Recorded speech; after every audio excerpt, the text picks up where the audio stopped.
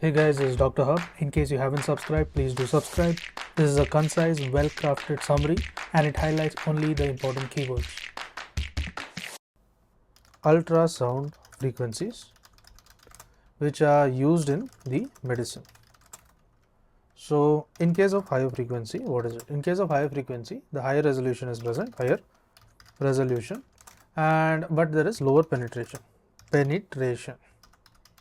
Next is there is also high frequencies are used for eye and the intravascular studies. Eye and intravascular studies. Next is the lower frequencies. The lower frequencies, there is a lower resolution but deeper penetration. Lower resolution and there is deeper penetration. So lower resolution, deeper penetration. Hence it is used in case of the abdominal organs. Now the type of ultrasound, there is something known as a transthoracic. The transthoracic, it is about 2 to 3 millihertz. Then moving on to the obstetric or abdominal, this will be about 3 to 5 millihertz. Then moving on to the transesophageal echo. Transesophageal echo will be about 5 to 7.5 millihertz. Then the transvaginal, this transvaginal or the transrectal.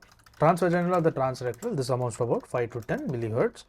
Then moving on, we have the ocular B scan. So what is meant by the ocular B scan? Ocular B scan, it is about the 10 millihertz. It is about 10 millihertz, and then comes the breast. So in case of the breast, the frequency, it amounts to about 15 millihertz. And moving on, we have the intravascular US.